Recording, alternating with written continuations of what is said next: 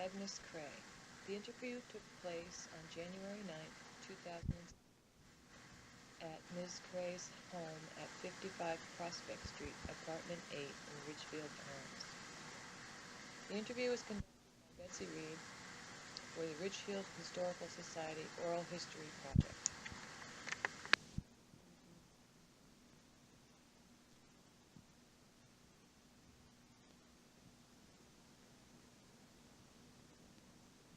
Good, let's start.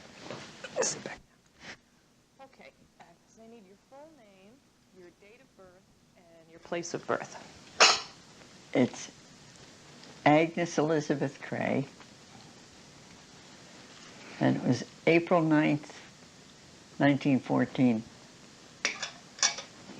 and in Ridgefield. Okay.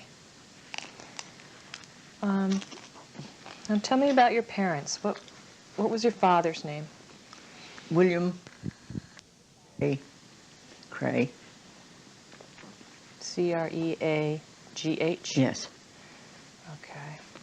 And your mother? Mary Brady Creagh.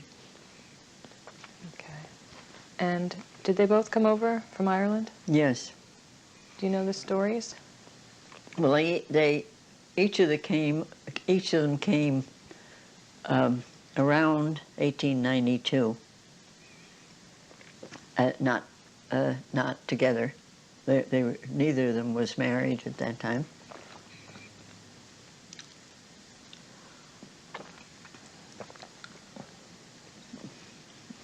And my father came to. They both came into New York, but I'm trying to think of the name of it. Well, I'll think of it later. Okay. And my mother came to an aunt in New York. Was it Ellis Island? Hmm? Ellis Island? Yes. Okay. I think that was the only place in this general area. Right. From Ireland. No, that's not true. No? Because I know people came to Philadelphia too.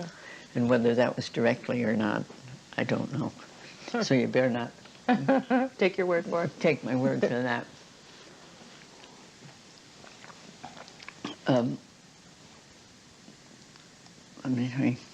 My father and mother came to Ridgefield. Oh, I'll get them married first, I guess. They got married in 1899 in New York City. Okay, so that's where they met. Yes. No, they didn't meet in New York City. My mother worked as a lady's maid for a wealthy lady in New York. And it was the custom then among some wealthy people to get away from New York for the winters. And this lady had a train, private train, or shared a private train, and they went to Santa Barbara, California, for the winter.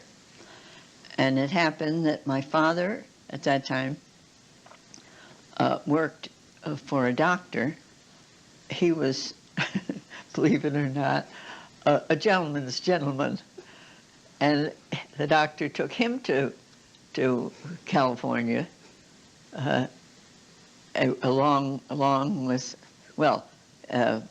and the wealthy lady, you see, was taking her doctor along. Oh, so. So, my father and mother met on the train on the way to Santa Barbara. And although there's no written proof of it, somebody reported that on the way out, she shared with another employee of the lady that she, after looking over anyone else on the train, she decided it was very slim pickings for them. My father preferred to not believe that, of course. But,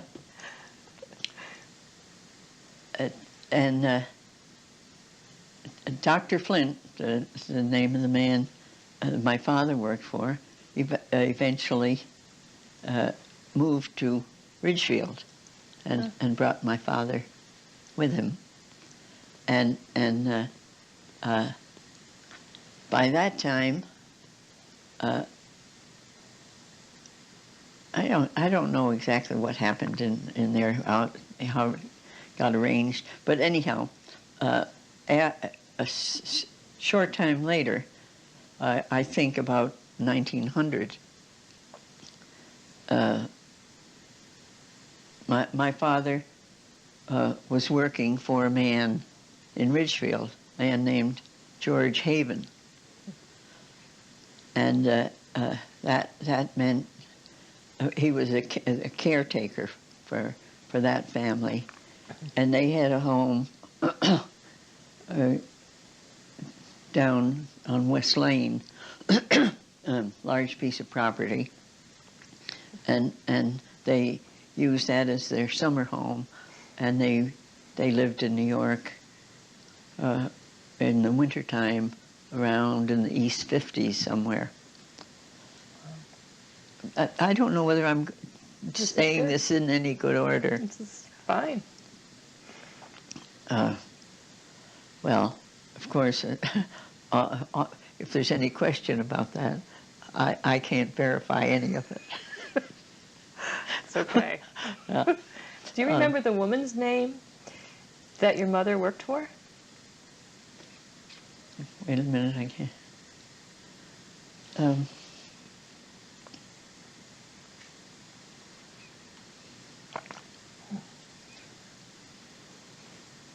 Gosh, I knew it well.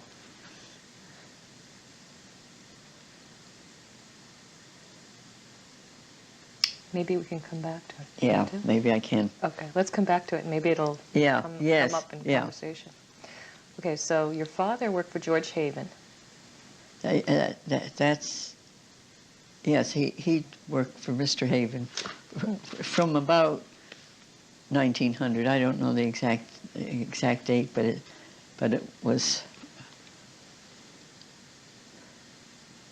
about then, because they were married, I think, in 1899,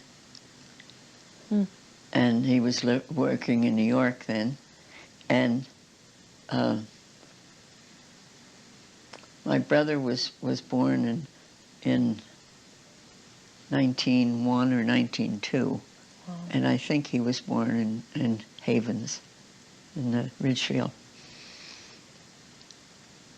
And as a matter of fact, he was the first child, and he went to Peter Parley School, down West Lane. Yeah.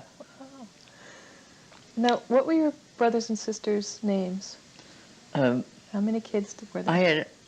There were 5 girls: Margaret, Catherine, Mary, Alice, and Agnes, and one boy who was the first He was the child, oldest. and he was William Creagh. William P. Creagh, he was. Now, did you all live at Havens? Did you have a house there? Yes. They had a house that belonged to the Havens that was like the caretaker's house. Okay. And they lived in it. And your brother went to the Peter Parley School? Yeah, I don't know for how long. Did he? And I think I think he was the only one who went to it. Excuse me. Pop then changed jobs. The exact year I don't know, but before 1914, because I was born up at Colonel Conley's home, and that was the property they owned was at the top of what is now Bennett's Farms Road. Bennett's Farms Road originally was their driveway, And if you happen to notice, if you go on Bennett's Farms Road, as you approach it from Danbury Road, it has a very lovely stone wall. Yes. And that was the stone wall bounded their driveway. Oh. And that was a pretty long driveway up to the house, and that house eventually became Fox Hill Restaurant, and had a couple of other houses on it. In one of which I was born. Wow! So yeah, we're scattered around the town. Well, that's a really well-known name, Colonel Conley. Oh, Colonel yes. Conley. Well, they developed a very large nursery, and I think the nursery, it's safe to say at that time, the nursery was probably known almost throughout the country. And they had property along Route 7 from, well, almost from there to down to what is now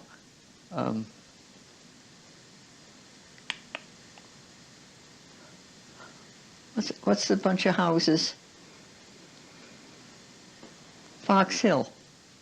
Oh, okay. Yeah. Yep. That was part of their property. It then became Fox Hill. No, Fox Hill Inn was from their house Outpost? up on the Outpost. top. The Outpost Inn? Yeah, Outpost. And Outpost Nursery.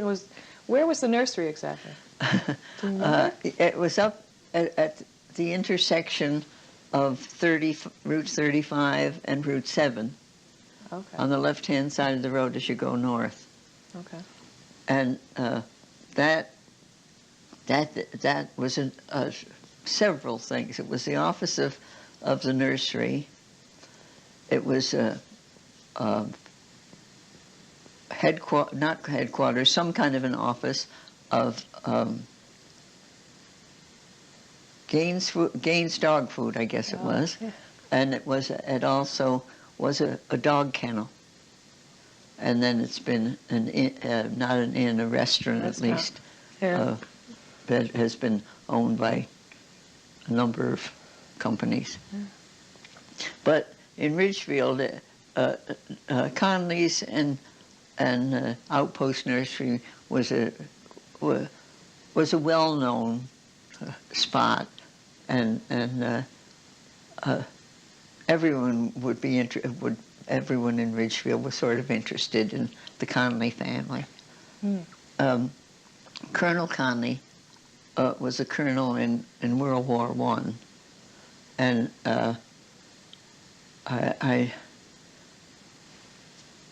whether he was a colonel, whether that his regiment was the New York Regiment or not, I rather think it was, but he was pretty well known around.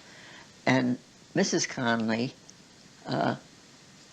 was the daughter of George Errett, whom you might not know, but at that in the early days, Errett beer was pretty well known. And as a result of the fact that her family was engaged in a commercial things such as beer, they were not really accepted in New York society as they would otherwise have been. And some people thought that was pretty amusing. Because it was considered... just the idea that would affect your ability to be accepted in New York society. Oh. And also, then and for a while afterward, Ridgefield common citizens were very interested in everything that the wealthy members of the community did, and somehow would get to know a good many of the things that happened to them. And people were always interested when these young people got married and had fancy weddings and such. And in at least a few families, long-time friendships, real friendships, were made between the people who worked for a family and the family members. And that was sort of remarkable. Yeah. And it happened in our family. My mother, for instance, came to Havens pretty much as a bride. And at that time, well, Havens had one son and 2 daughters. And one of those daughters was about 14 or 15 when my mother came there. It's funny how I can't. Yeah. And they remained very good friends for life. Wow. And that wasn't a unique thing. There's a woman, who lives just a couple of houses from here, Olga Belagamba. Oh, she was Olga Belagamba. She's now Olga Cohen. She had a very pleasant and close relationship with a woman, originally Alice Doubleday. She then was Mrs. Holbrook. And Olga worked for Mrs. Holbrook for a good many years. And she still has connections with Alice's children and grandchildren. She spoke to me about that some months ago, which is another remarkable instance. Huh.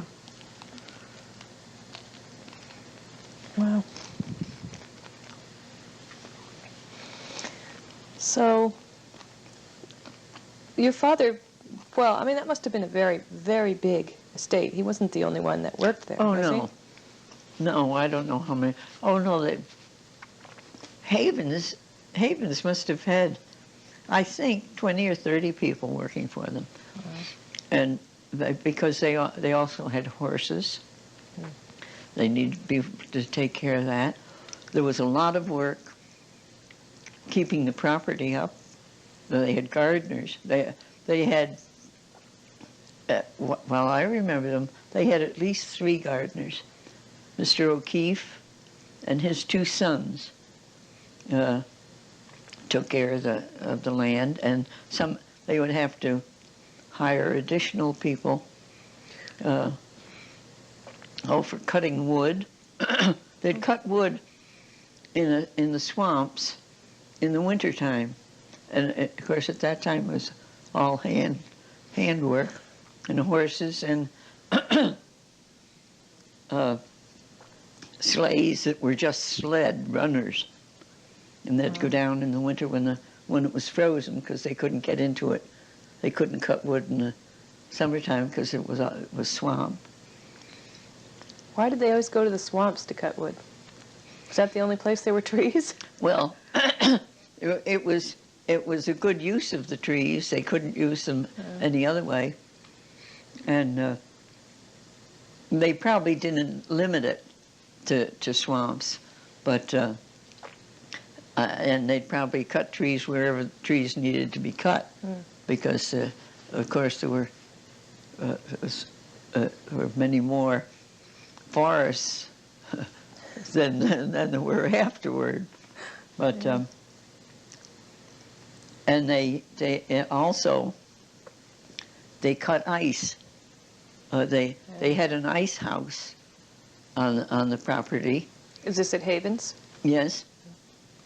And they just cut the ice in blocks and put sawdust between the blocks and packed it up in the ice house, and that was the way they preserved their food in the summertime. They'd take it from there and bring it to the house. Did your father do all these different jobs, or did he have a specialty? Was he more of a gardener than or he took care of animals? Or he did everything. I think to say he did everything, he did a little of it. Did help Yeah. with all of it. But I think he was responsible for overseeing it. Now, if he'd tell you that, he probably would tell you different. A little different. But So, you were born at the Conley estate. So, where did you end up going to school? in Ridgefield. Oh, well, that wasn't the... we didn't... let me see. I think Alice was born in the house we grew up in. Mary went to Stars Plain School. It doesn't... I don't think it exists anymore, does it? I don't know. I don't know. I think she was the only one in first grade. She was the only one? Yeah, in Stars Plain. And she thinks she got a superior start because of that. She probably did. Yeah. Maybe she talked about this already. I don't think so. I don't know. So she went to Stars Plain, and then, but you didn't go there. No, I went. We must have. Then we moved to the house we lived in, and that was. Oh, where was that? That's down. Do you know where the country store is? Sure. Down 116. Right. Yeah. Joe's corner store. Joe's right? store. Yeah. All right. We lived at the end of that block, just before the cemetery. Oh, okay. On the right, as you're heading out? Yes, on the right. Until sometime maybe in the 30s, I guess, our address was 199 Main Street. That was the end of Main Street. Then, because of changes in the postal system, houses were renumbered, and it became they changed and had the street begin at Joe's Corner, and so our house became 22 North Salem Road. But when we were growing up, it was 199 Main Street. Now, when you left Conley's, did your father not work there anymore? No, he didn't. Oh no, he left Conley's. I think they had a disagreement. I never really knew much about that. We didn't talk much about it, but I remember. Actually, I remember Armistice Day, and I know we were in that house at 199 Main Street. But I can't tell you anything about my life between 1914 and 1917. No, I didn't expect that.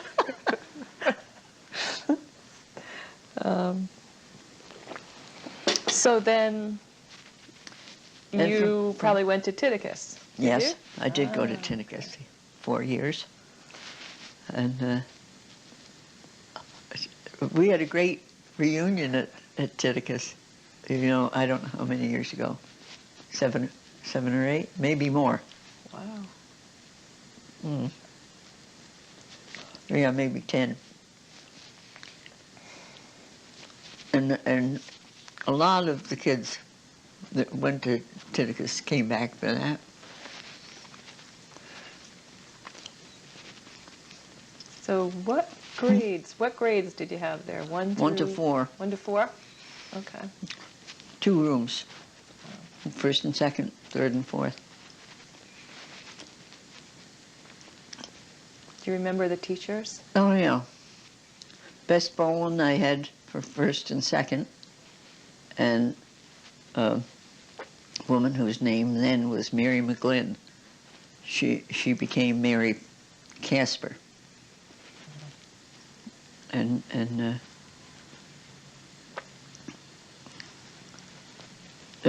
I don't know what other teachers were there later on. Okay. How about, who were some of the people that were in, you must remember them since you had a reunion. Oh, Some of the, oh yeah, I remember them. Well, one I especially remember was Mary Mulvaney. You might possibly have known her. yeah. She and I lived next door to each other. And actually, we went to school together the first day. I remember the first grade. But we, and then they moved away. I don't know just when. And but then I started going to the big school in 5th grade, and Mary and I were good friends all through school, and then we stayed friends, although not intimate in the later years. But we saw each other when I'd come home and things like that. How about, were there a lot of Italian kids that you went to school with? Yeah, sure. Reno Carboni, Enzo Bartolucci, I think. Then all through school, there were a lot of Italian people, of all ages. Right. You probably know that a great many of the Italians in Ridgefield came, first ones came roughly between 1900 and 1910 or 12 or so, and the husbands would come over and in many cases leave the wife and little kids in Italy and until they got started. And that was the case with Carbonis, for instance. Tabby Carboni, who was a well-known fellow around Ridgefield, and actually married my sister Catherine. He and his older brother and his mother followed Mr. Carboni over after a couple of years. I think Tabby came here in 1898 or 1899 also. And a good many of the Italians came from the same town. Word of mouth, I guess. And as a matter of fact, Tabby and Catherine's son, Ned Carboni, was stationed in Germany during World War II, and he and a buddy went one weekend down to the town where Tabby had come from, and walking down the street, he could recognize people because their cousins or their uncle or somebody lived in Ridgefield. And so they'd just stop a few people and say, "Are you so-and-so?" And it would be so. Wow. And as a result of that, somebody in that town gave a big party on Saturday night and invited Ned and the other kid, and they had a great time, all with cousins of people they knew in Ridgefield. Oh, that must have been quite It was almost as good as a shindig. Wow. Well, do you remember in Titicus, kids, Italian children coming who couldn't speak English Yes. to school? Yeah, I remember one. And do you know who it was? Maybe you might have known him. Cy Bedini. Okay. Silvio. And you know, he became a pretty good historian himself. Yes. Yeah. Yeah, I remember him very well. And in many cases, I knew lots of kids whose parents, especially whose mothers, didn't know English. What they knew, they learned from the kids after the kids went to school. Yeah. Or they'd, I had very good friends lived next door to us. Mary, well, I knew all of them well, but I knew Mary, especially Mary Ciccoli, and Taro Ciccoli, and Nello. They were the closest to my age. And I'd be over at their house a lot, and they'd be telling their mother about something that we did or didn't do or something, and so the conversation would go like, they'd be talking mostly in Italian, movies, uptown, words they didn't know the Italian for, but and that's the way a lot of the Italian ladies learned. And From their children. Right? yeah, and Mrs. Ciccoli was a very good cook, and she taught my mother how to make good spaghetti sauce, and my mother taught her how to make good cake. She didn't make sweet cake with icing and stuff, but I think what she made was those little hard biscuits that have almonds in them. Oh, biscotti. Biscotti. Because I remember being at their house, and the father and mother, after supper, I might have sneaked over there at supper time to get some good food, you know. But Mr. and Mrs. Ciccoli would sit around at the table after supper and then have some red wine that he had made, and they'd dip the biscotti into the wine, and I didn't know what biscotti was at that time, but I really think that's how they ate it. But we had very good friendships, all the family with the Ciccolis for many years. Excuse me. Well, now I know you said your sister married an Italian, but how did the Italian and Irish communities get along in general? Did they get along? Was there any opposition to your sister marrying an Italian in your family? Yeah. There was? My father. Why, I don't know. I mean, I better not say this. I don't think I will. But there was a lot of unjustified class, I don't know what you call it.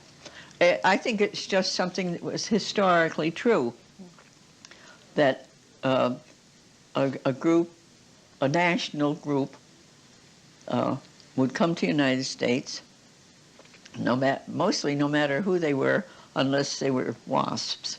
I don't think WASPs had the trouble, but surely the Irish were very much discriminated against. Then when they got accepted, then they started discriminating along with the others about the Italians. Well, we've seen it now. The blacks have been objecting to the Puerto Ricans. A place like New York is very obvious. They try to push one group out, prevent them from getting into an area, and pushing them out of some place that they got in that they weren't wanted. It must be just human nature, I think. Yeah. Oddly enough, right immediately, really, almost after Catherine and Tabby were married, it was all over with my father. I don't know. He just found it very hard to accept before they were married. And certainly none of the rest of us had any objection.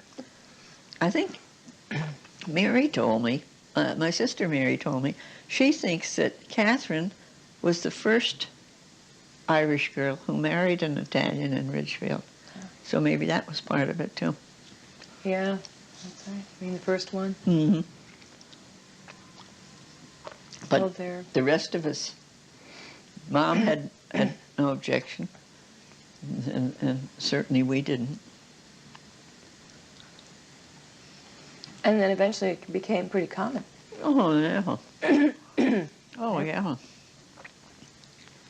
Very. Well, because there were a lot of both Irish and Italians in Ridgefield.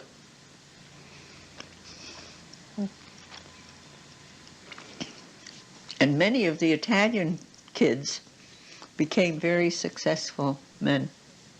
I think the percentages would be really quite high.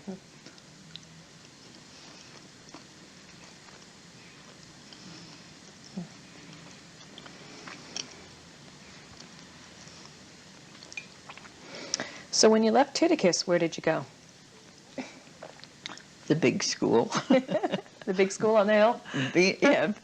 Venus School. Yeah. Ridgefield High School. Was it called Ridgefield High School then, or was it Benjamin Franklin? Benjamin Franklin. Oh, okay. But everybody called it the big school. Yeah, and I went there through high school. 5 through 12. Yeah. Wow. The high school moved around. When I was in kindergarten, the high school was also that was on Bailey Avenue, and so was the high school, and the kindergarten. Well, I guess all the grades moved around through the years. Was same as is happening now. Yeah. So you went to kindergarten at the garden school? Was that the name of it, on Bailey Avenue? Yeah, but it wasn't called the garden school then. And I hated kindergarten. So I was a truant a lot of the time. The only thing I liked was it had a real cute little toilet. About this big. That was the only thing you liked? Yeah, well, I like John Nash. He was in it. But then he and I were in the same class. Once I got up to the big school, he and I were in the same class the rest of the time. Now, is that Carl Nash's brother? Yes.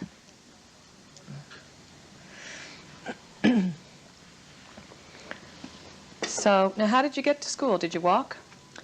Different times. Sometimes we walked, and sometimes there was a bus. It wasn't our control. It was just that they, well, of course, we walked to Titicus. Right.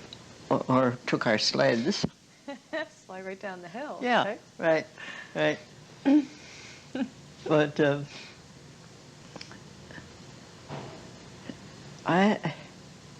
I think in high school, all in high school, we walked. But I can remember also waiting for the bus at Danbury Corner. We walked more than kids do now. I think anywhere, not just Ridgefield. Right. People, I found that with most of my interviews. There's a lot of walking. Yeah. Oh. Mm-hmm. So, what did you do for fun? In the winter, we skated a lot. Oh. At that time, there was a new pond, that was very popular. New Pond was sort of through the woods, down. Well, it would be.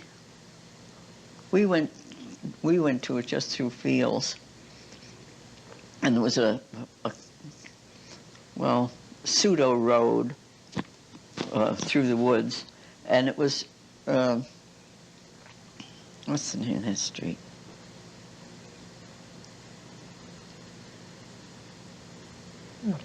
Gilbert Street. Is it New Street that goes from Gilbert Street down to Titica School? Yes. Yeah.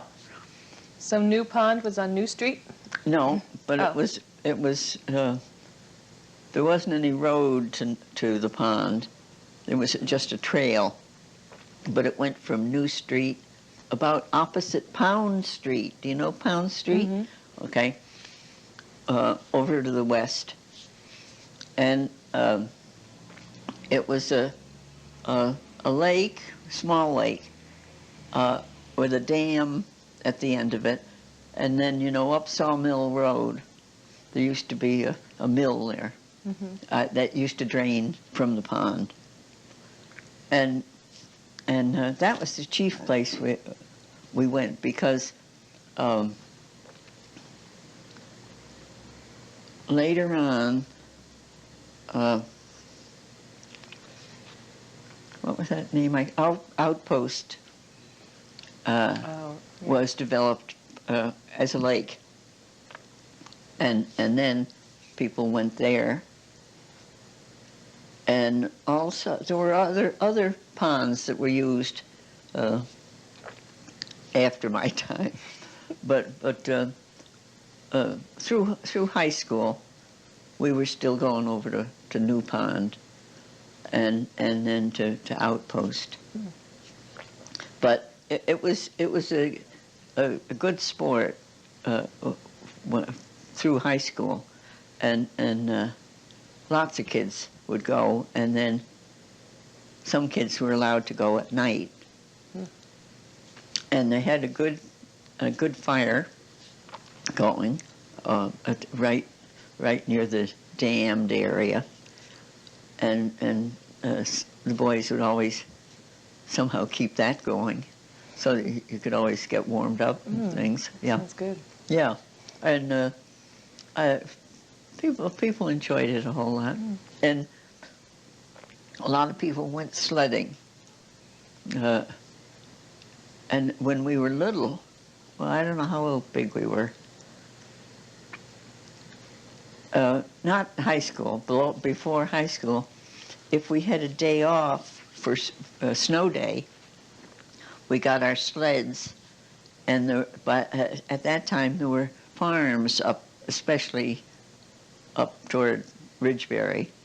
But anyhow, the farmers had to. The snow didn't get cleared, the same day or things like that, and so and quite a few of the farmers had sleighs, horse driven, and so we'd go out with our sleighs and a rope for the front of it, and we'd tie our sleigh onto the farmer's sleigh, and we'd ride up and down the length of town, because they had to come for their feed, and then we'd go back up as far as we thought it was safe that we could get a hitch going back again, and some days that's all we did. And they didn't mind hitching you up to Oh the yeah, sleigh? some wouldn't let us. Well, I knew somebody was killed that way,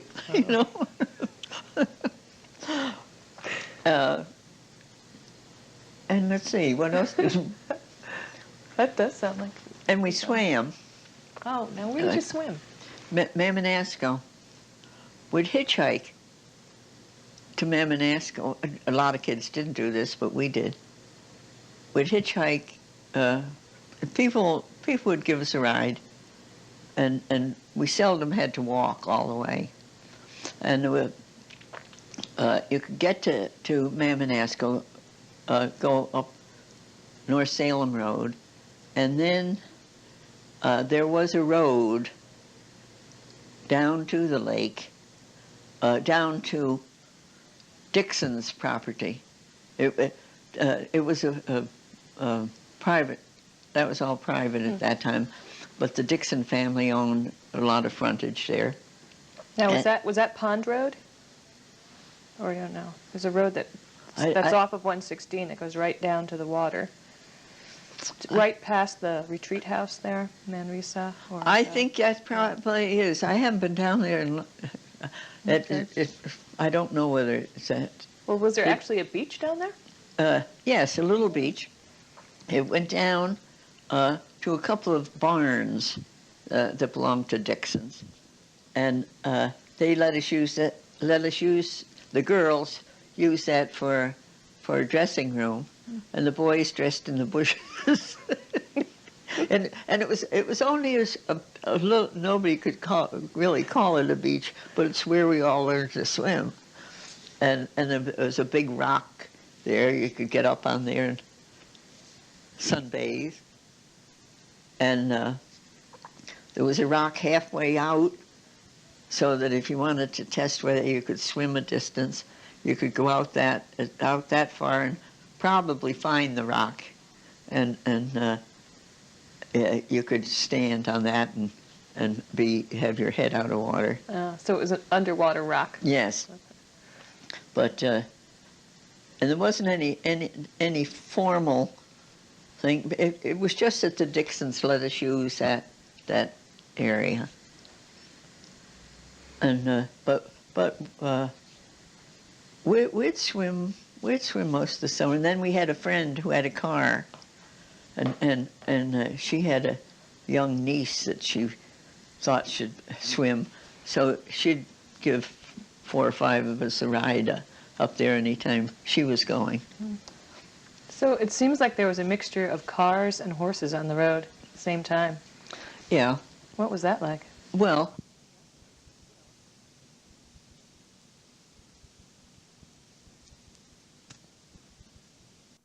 We can edit the writing part if you want. And then if you don't, how about this part? Well, it's hard to edit this, but Oh. if you get the transcription and you want to take things out, we'll talk Oh, about I that see. at the end. All right. Now, we were talking about horses and Horses, cars. cars. Yeah. And cars did go much more slowly. They did than Sure. they do today. I mean, Yeah. Yeah. Well, they didn't have the power anyhow, and there were fewer of them. So cars weren't such a hazard by any means.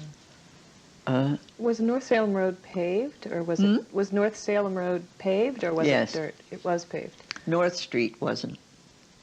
Okay. So are you saying that more people rode horses than drove cars? No, Oh. not. If you rode horses, you rode them on back roads, for the most part, and there was a riding academy up. Oh, well, I don't know the stilt course. It was up between Ledges Road and North Road, in there, and people would go up there to ride and ride from there, and pretty much limit themselves to back roads. What about farmers and their wagons going into town? Those went on main roads. Yes, Right. they went on main roads, but most of them would be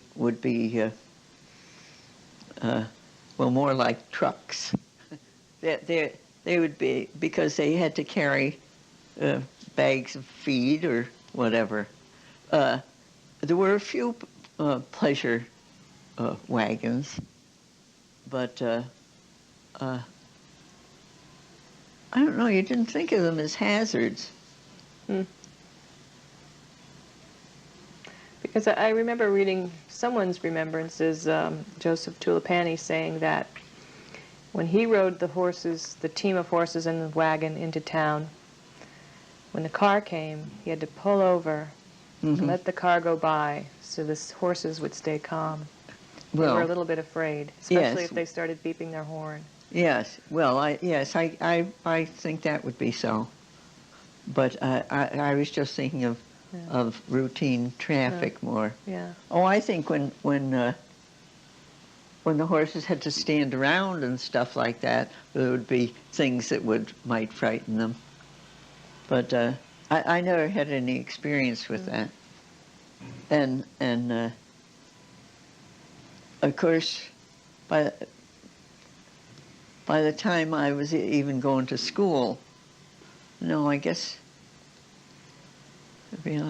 but depends on when you're talking. I don't think in the 30s it was that bad. No, he probably wasn't driving a team at that time. Probably not. No. Or if he was, he'd be in the minority. Yeah. So the teams of horses and farmers were pretty much being phased out. Yes. And yeah. Did your father own a car? He only had a car for work, but he didn't drive. Oh. There was somebody drove him all the time. He never learned to drive, and the car he had was really like a forerunner of a station wagon, and a fella that would work for him would come and take him to work, go with him to work. But then Alice and I decided we'd try to learn to drive, and anytime the car was around, first we'd check to see if there was any gas in it, and the way you check the gas with that thing, it just had a front seat and then back like a little truck and 4 posts in the top. Oh. And you'd take the seat, tip the seat up, open the gas tank, which was under the seat, and use a ruler and see if you had enough gas to fool around with. And then we'd back the car out of the garage, and we could fit it between the garage and a tree and get into the next lot where Chicolis lived. And then whoever was around would get in and ride, and it was a Model T Ford, so it just had a clutch, a brake, and a reverse. Wow. You had to crank it To get it started? Yeah. Wow. Oh yeah, right. But that's we were. I think maybe I was about 10. Al was 12 or so. But we really learned to drive cars on that car. And my mother was a very good sport. My father had a fit, but she wouldn't tell. And then Chicolis and anybody around would ride, and we'd keep checking to be sure we had gas. And when the gas was dangerously low, we just put the car back in the garage. Now, are you saying that you just drove it around in the driveway, or did you go out on the road? Oh, no, we didn't go on the road. No, a field. Oh, We just field, go on the field. Oh. Yeah. But Did you figure out how to make it work? oh, sure. Well, you really can learn to drive a car like that just by watching somebody, watch what they do for shifting, for instance, and things like that. Because it was just, the clutch was your shift. You put it down on the clutch and down. Gas was here, spark was here. Spark? Huh? Spark? Yeah, that's to make the spark plugs work. Oh, okay. Yeah, And so when you wanted the car to go, it didn't have a gas pedal. You're saying it had something on the steering wheel? Yeah. Oh. Yes, you were very busy because Yes, you were. Your hands and your feet. Yes, you had to with your hands. You had to do the gas to control how fast you went. Use the spark when you cranked the car. You had it one way, and then when it was running, you changed the spark because you're changing the speed at which the spark plugs work. Wow. And of course, you had to operate the windshield wiper with your hands. Oh, with your hand. So that Yeah. wasn't motorized. No, Oh, my that wasn't gosh. motorized. And you had to put your hand out if you were going to turn Oh, left. there was no turn signal. Yeah. Oh, me. And if you smoked, Ma- forget it, right? Huh? If you smoked a cigarette at the Yeah. same time, We forget didn't it. smoke in the car. We smoked. We'd smoke. You did? We smoked, When you were 10? well, probably a little bit older. I don't before we'd smoke a cigarette, we smoked leaves, Oh. dried leaves, and sometimes tea. Tea was not bad, and corn silk, dry corn silk, but that corn silk gave you a sore throat. So how did you smoke leaves? Did you grind them up and put them in paper? Yeah, I just do them like that. And then roll them up in the paper? Mm-hmm. Newspaper would do. Newspaper? We didn't smoke a lot. We just, you know, we It was just just thinking we were smart, Alec. Alice and I did it. And Ryan's, who lived across the street, one of them did it. And you get caught once in a while. But we didn't smoke very much. Yeah. What about the Depression? Do you remember that well? The Depression? Yeah. Yes. But that went on long. I mean, my chief remembrance about the Depression was when I started to work. I started to work in 1935. And for instance, anytime I think about it, I remember bread was 12 cents a loaf. Milk was 10 a quart. Butter was 35. Beer was 3 for a quarter. That's when I was living on my own money. No, but 1936 and 7, I think. You remember that? Yeah, the most. I remember earlier, but I was at home then, and we knew there was a depression, no question about that. But I don't remember prices. When I remember prices is when I was supporting myself. Now, when you finished high school, did you know you wanted to teach? No. Well, I thought I was going to probably go to normal school, because it was just about the only thing you could do, unless you wanted to be a nurse, that didn't cost, a fair amount of money. And actually, I got that Ballard Scholarship. What was that? Well, Mrs. Ballard had established a scholarship, and at first I think it was given every 4 years, and it happened to be our year, our class, and so I asked my father if I tried to get it and I got it, could I go? And he said yes. And however, he admitted some years later he only said it because he was sure I wasn't going to get it. So, but anyhow, that changed everything for me. But that's the other kind of figures I remember about those years anyhow. The scholarship was $300 a year for 4 years. No strings attached. I mean, about keeping your grades up or anything. And to get it, one of the things you had to do was to write something. And then I guess as a matter of fact, nobody else applied for it.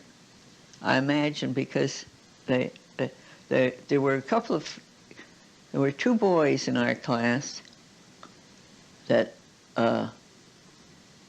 were being tutored by one of the teachers because they expected to try to go to college. And one of them applied to Yale and he didn't get in. and I don't know. Oh, the other boy wasn't. He wasn't actually in our class, but he was doing special. He was getting tutored for a couple of years. Anyhow, I got the scholarship, and as I say, it was $300 a year for 4 years. And after I got to Barnard, I applied for the next year because they had scholarships available that were merit scholarships. You weren't supposed to apply for them if you had a lot of money, but it was all right to apply.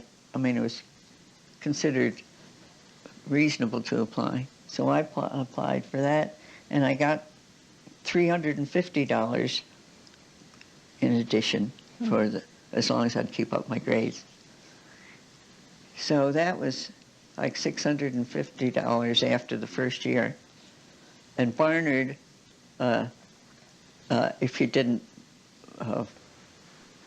if you weren't extravagant about your room and things like that, it was in a dormitory that had 7 or 8 floors, and if you applied for the second or third or fourth, those rooms were more expensive than the 7th or 8th.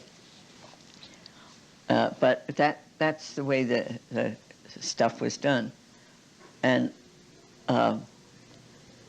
it cost me, considering a couple of things that I did to try to economize, $1,000 a year, which is remarkable. Yeah, and then there was a thing called NRA. I think that went into effect. It was Roosevelt, but I think maybe in 33 or maybe 32. You could work for your department. It must have been 33 because we had our major set. So I worked for the geology department, and I did sort of interesting things, I thought. I reorganized the department library. That wasn't a big deal, but it got stuff more orderly. And I enlarged a lot of outline drawings to show progress of certain processes, and that I just enlarged them by using a planograph and taking text size illustrations and making them into classroom size. And we got 50 cents an hour for that, but we could work, I think, 20 hours a month. I forget.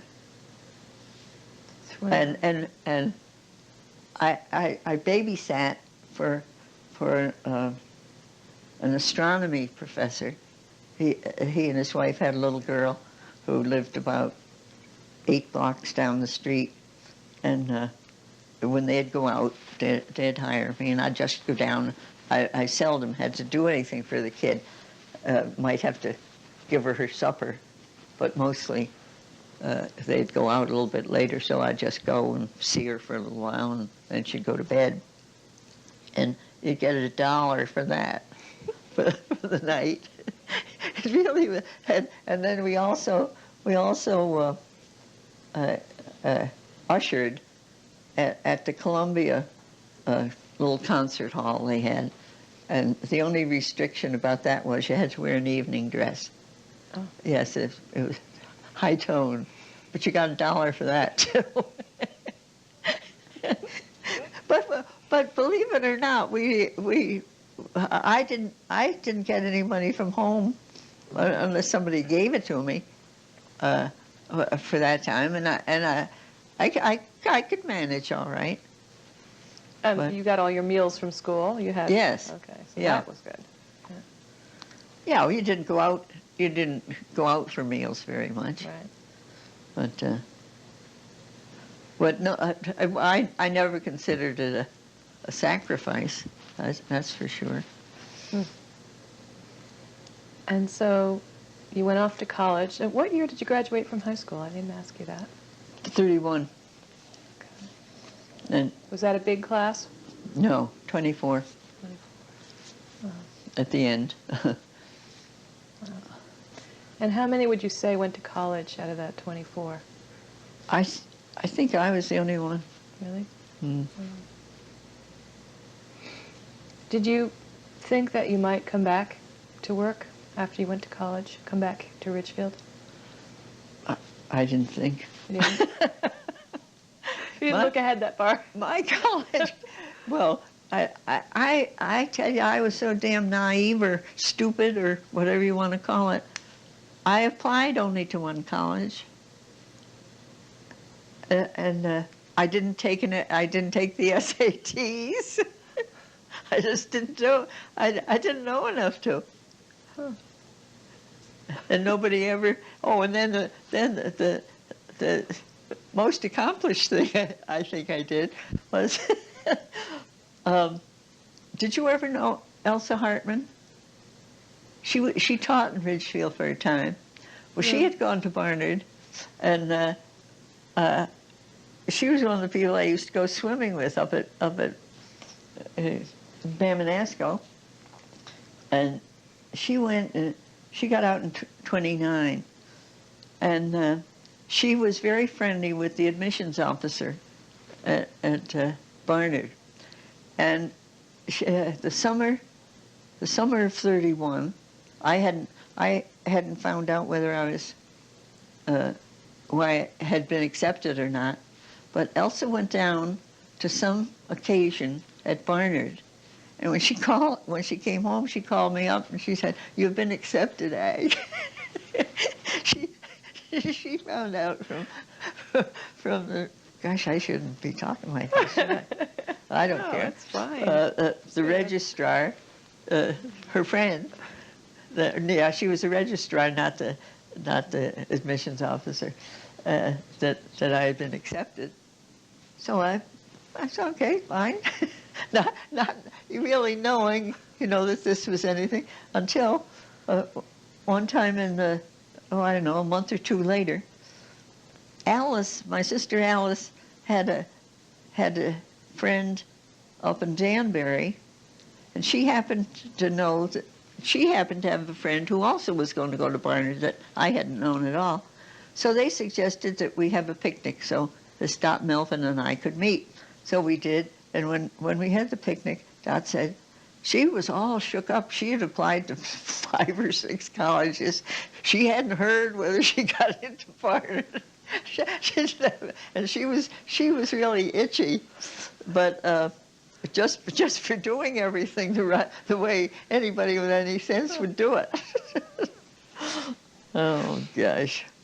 Well, but she was accepted. Wow. So what happened after you graduated? I went to Northwestern. Supposedly to get my master's. When I graduated, nobody got a job. I shouldn't say that. I knew nobody who had gotten a job, and I really knew a lot of the kids. You went home, you got married, you went to business school, or you went to graduate school.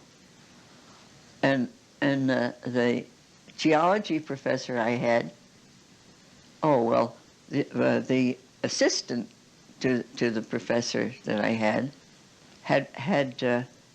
been at Northwestern. She had gotten her master's at Northwestern. At that time, Northwestern was sort of specializing in geology master's students. And so I guess Dr. Ogilvy got me that. That was sort of a surprise to me. I didn't go digging for that at all. And but anyhow, she gave me the idea. And you could go you could get your master's in 2 years, and in the meantime, you taught laboratory to the freshmen were at Northwestern. And so I got accepted for that. And I went to Northwestern, thinking I was going to stay there 2 years and get my master's that way. Because, and we only had to pay half tuition if we taught laboratory. That was the whole deal. And so I did that, went the first year. In the summertime, I took a summer course at University of Chicago, a field course. And I when I was at Northwestern, I lived with a girl from up in Illinois. Very, very nice person. I mean, we remained friends until she died a few years ago. And we lived in a professor's home. He and his wife had no children. They had a good-sized house. He was a geography professor, but they gave the 2 upper floors, like the second floor, and maybe sort of like had originally been an attic, to graduate students. So this Jean Todd and I shared a room and a bath. We had that part of the second floor, and then 4 boys had the third floor, and they were all master's students too.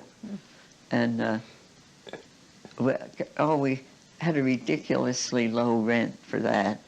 And then the other thing that they did that was very nice of them, in their basement, they made a little kitchen. And they had a refrigerator and a stove of some kind, and kitchen furniture. And they let us, if we wanted to, let us make our breakfast and lunch there. And we were available for tutoring. Jean went to the sororities, and I went to the dormitories that had non-sorority people, and we were available for tutoring a certain night a week, and maybe a little extra at exam time, and for that we got our dinners at a restaurant. Wow. That was fine. It was a Greek man who had the restaurant, and we all ate there anyhow. So Jean had to go to the sorority houses for her dinners, but I just had to go to the restaurant downtown. So that we spent very little money, but it worked, and we had a good time. But then in November of the second year, I got offered a job in New York, and it was because somebody who had been at Northwestern, and I had known her, she was studying for her doctors, and she had gotten her doctors, and so she got this job at the Geological Society in New York. And she was there for about 6 months, and she didn't like it at all. And then in that 6 months, she got offered a job in Washington in geology, and at more money. So she told me it was just for fun because she knew I wouldn't take it. But anyhow, she recommended me for the job, and I grabbed it. You did? Yeah. Oh yeah. I much preferred being offered a job than finishing my master's degree. And I never saw it. They never saw me. But I had a couple of good recommendations. The professor at Barnard recommended me, and I think the man who was really the head of the Geological Society office in New York, although he only knew me very casually, but he recommended me. And the first they saw me was the day I turned in for work. Then they had me. I don't know what they'd have done if they thought I was awful. But anyhow, much to my friend who had turned the job down thought she was so surprised that I liked it. I really liked it, and I stayed there for 25 years. Wow. But I think it was a very interesting experience. That was, the Depression, those years. It wasn't any fun when my father didn't have any work for quite a while, and that bothered him a great deal. But and my sister Mary got fired. She taught in Stanford, and they fired all non-Stanford people, all the teachers, in order to give the Stanford teachers work. So she was out of work for more than a year, and when she went back to teaching, she finally got a job, and I think it was $1,200 a year. And she had been teaching for several years, 5 maybe. How many of your sisters were teachers? 3, Margaret and Mary and Alice. So when Margaret went back to teaching, where did she go? No, Mary. Oh, Mary, sorry. Ridgefield. Oh, she did? Mm-hmm. Okay. And Alice, I know she taught at St. Mary's School, but did she teach other places as Yeah, well? before she was married, she taught in New Canaan. And then she stopped teaching when she got married. And when her husband died, she went back to first substituting, and then St. Mary's, and then Ridgefield. Now, what did you do at the Geological Society? What was your schedule like? Well, I was hired to do editorial work. Geological Society was an endowed place.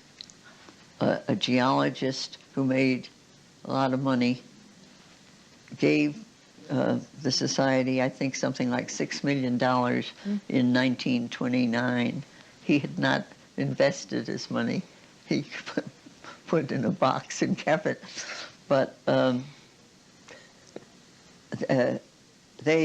Geological Society, $6 million was a lot of money at that time, and they expanded the publication program they had. They supported research by geologists, and they conducted meetings, sectional meetings. The membership was mostly people active in geology, and there were probably more doing teaching or working for the U.S. Geological Survey, some oil people, and some mining. And then they published, submitted papers or materials for books, whatever, and a monthly journal. And I was hired to be an assistant in the editorial department. And then I was there so long, that's one reason. I eventually became the managing editor, and then I became the head of that office. Oh. Yeah, it was very interesting. It was very interesting work. I really liked it a whole lot, and I think I probably knew most of the really good geologists in the country, and that was really well. I I thought it was great to know them. And but eventually, when they appointed me to be the head, I had in the meantime gotten very interested more in the publications part of it, and I think I had pretty good training just by doing the stuff in publications work and editorial thing, and I was interested in the publications being real good. But when they had me, when they promoted me to running the place, I found I really didn't like administration, and I told them so, and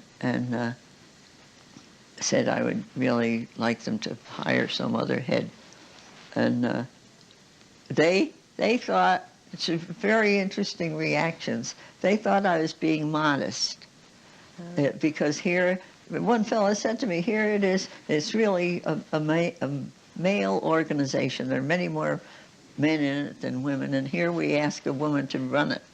Well, that may be so, but I just didn't want it. And that they didn't pay any attention to me about that. And I finally got to the state where I was only working. My personal life was way in the background, and they knew what I thought, and but they didn't really take it seriously. So I decided I had to quit. And but they were fun. They have geologists have great humor, I tell you. But they had a meeting about it, the board, and a fellow who was president was a very attractive physicist from Harvard, but a good geologist too. And so they were going to have this meeting, and they said, Agnes, or this man said, Agnes, come in here and lie down on this couch till we see what's the matter with you. So I said, at that time I was commuting, and I used to ride with a man that another woman and I picked up when we were waiting for a bus to go to the railroad station from Columbia, and he came along, and he always took a cab. So we thought we better latch on to him. We want to go to that station too. So we picked him up, and then I got to know him real well. And so when they asked me about, what was my trouble, so I just said, well, I tell you, Francis, I'm going to work for a man I sleep with on the train going home. Because that's what I did. I'd always sleep going back and forth on the train. But he was really good. He said to me, well, tell him for me he has a very unfair advantage. But they were like that. They were really, they were all real smart men. But they had a very good, well, almost everyone that I met there had great sense of humor. And one fellow told me, one fellow I knew pretty well, I was talking to him about it, about the fact that I thought geologists in general had a very good sense of humor. And he said he thinks it's because they realize how unimportant they are in geological terms. Which may be so. So then I did go to work for Don Carl, the man I slept with going home. and I went to the college board. Oh. But, well, and I worked there for about 10 years, and then I retired. Now, when you say you were commuting, you were coming from town? No, Stanford. Oh, so I lived commuting from Stanford. Okay. Yes, I lived in Stanford. for And where was the College Board? Was that in New York? yes, for most of the time it was up in a house just off the campus at Columbia.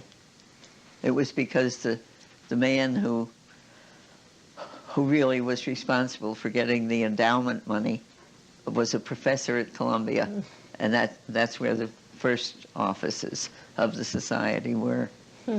And we stayed there until Columbia needed the space for expansion. It was a Columbia building, and they wanted to tear it down and do something else with the land. So we went down to 46 East 46th Street near the UN building. Do you still go into the city ever? I haven't been in gosh, I guess it's a year. But yes, I kept up because I have good friends, and I go in for lunch. You do? That's about what I would. Well, I could just go in and wander around New York and think it's fun, and then after I retired a while, one friend of mine and I still meet for lunch, or I'll go in the day to New York, or the other alternative is we meet in Stamford. I go down from here and she comes up and we have lunch, or occasionally she might come up here, and also occasionally I might just go into New York and go to her apartment for lunch. But it's just we like to keep in touch with each other, and those are the alternatives. But that's the chief reason I go in, is to walk around or to meet somebody for lunch. I'm going to start it again, though. I have arthritis, and my knee was getting very bad, but I now have a new knee. Oh, you had a knee replacement? Mm-hmm. How did that work out for you? It's working out. I just had it in October, so I'm not really all reconnected, I guess. No, it seems to be all right. Very nice doctor. Now, you retired, and then you decided to move back to Ridgefield. Yes, I retired about 1985, I guess. And I lived for a good many years with a friend of mine, and we had a house in Stamford. Sounds like... Didn't know we had chickens so near. Do you know that's a talking clock? And must say it's 12 o'clock. Is that the yours? rooster? Is that yours? Oh. It's a present.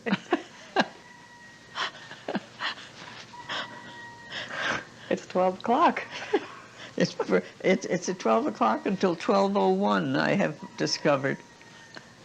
Does it do it at midnight, too? I didn't hear it. Oh. I was wondering, I think it's just when it's 12:01. Oh. No, 12 a.m.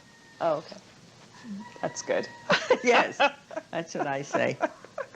Well, it's supposed to announce every hour. I didn't hear it do that. I didn't. No. And I don't know how to turn it off. I can't stop that. I can't even stop the clock. You know, these modern gadgets. Yeah.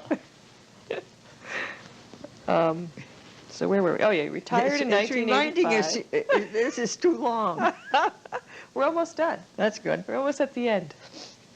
So you came back to town in 1985. Oh, wait, no, you had lived in Stamford.